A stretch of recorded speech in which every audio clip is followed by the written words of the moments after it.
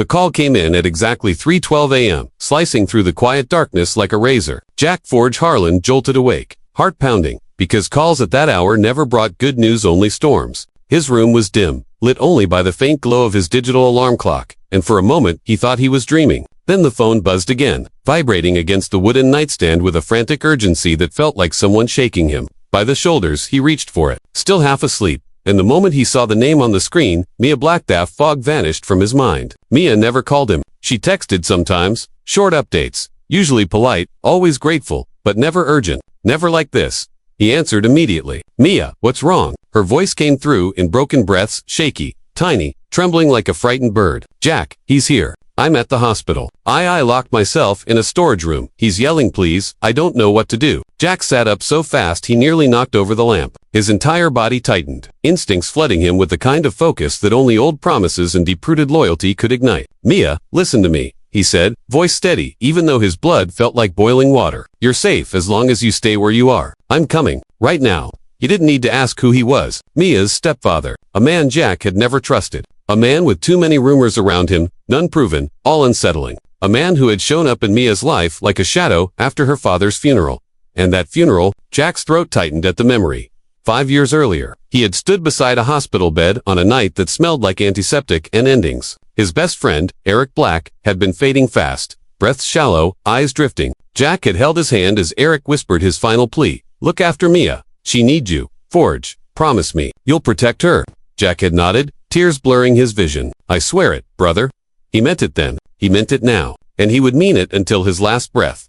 Jack was on his feet in seconds, pulling on his boots, grabbing his jacket, the one with the Iron Vows patch across the back. It wasn't just a jacket. It was a signal, a call to arms, a declaration of loyalty. And tonight, loyalty demanded thunder. As he rushed toward the garage, he dialed a number labeled Iron VOWS Priority. A groggy voice answered on the second ring. "Forge, this better be. It's MIA." Jack cut in. "She's in danger. At North Cross Hospital. And her stepfather's there." Silence. Then a curse. Then, "How many you need?" Jack swung his leg over his motorcycle. "All of them." A low whistle sounded through the phone. "You're serious. Dead serious. Say no more. I'll start the chain."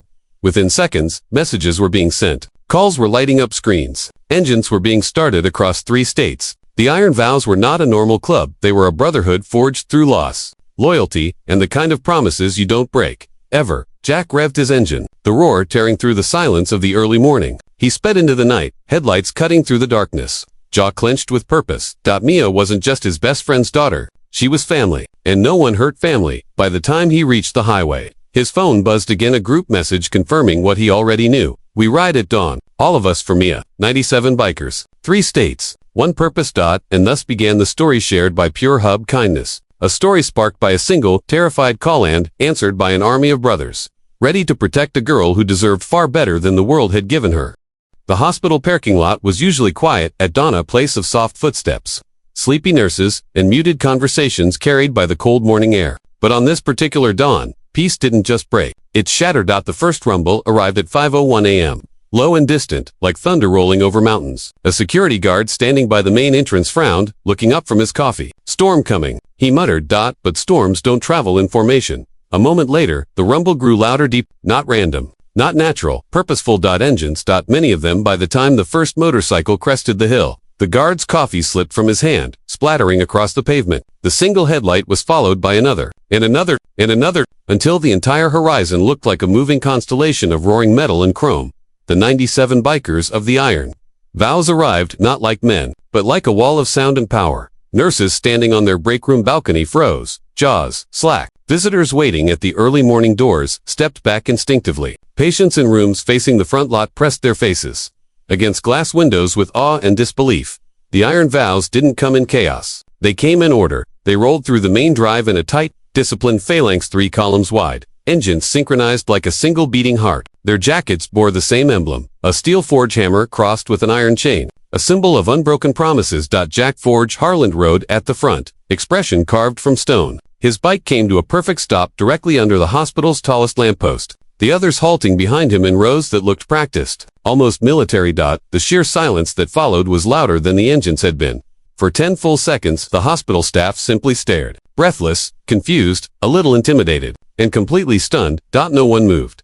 Then Jack swung off his bike. He wasn't a towering man, but his presence alone commanded the space like a general stepping onto a battlefield. His eyes scanned the building, floor by floor, until he found the wing where Mia's room was supposed to be. A nurse finally gathered the courage to step forward. Excuse me, gentlemen, can I help you? Jack nodded respectfully. We're here for Mia Black. The nurse blinked, unsure. And you all know her. Jack's voice was calm, but she's family. Behind him, nearly 100 boots stepped onto pavement in unison. The sound sent a tremor through the air. None of the bikers spoke. They didn't need to. Their presence spoke louder than words ever could. The head of hospital security arrived moments later, sweating nervously as he approached Jack. Look, I don't know what this is, but we don't need trouble here. No trouble, Jack assured him. We're not here to start anything. Then why? We're here to make sure someone doesn't hurt a girl who's already been hurt enough.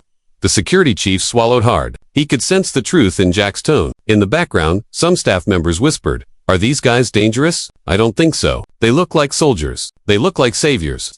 Jack stepped closer, lowering his voice. Her stepfather is inside. She's terrified of him. We're not letting him near her. The security chief paused, then finally nodded. Okay, but you can't all stay on the premises. We'll be outside, Jack said. But if that man tries to reach her, he didn't finish the sentence. He didn't have to. The iron vows formed a silent perimeter along the sidewalks, against the walls, near the ambulance dock, even on the stairwells outside the building. No weapons, no threats, just presence. Powerful, intimidating presence. And every person who watched knew the truth. This wasn't a gang. This wasn't a protest. This wasn't chaos. This was protection, raw, unwavering protection. Onlookers began recording videos. Some whispered prayers. Some simply stared, overwhelmed by the sight of 97 men who had traveled miles through the night for a girl most of them had never met.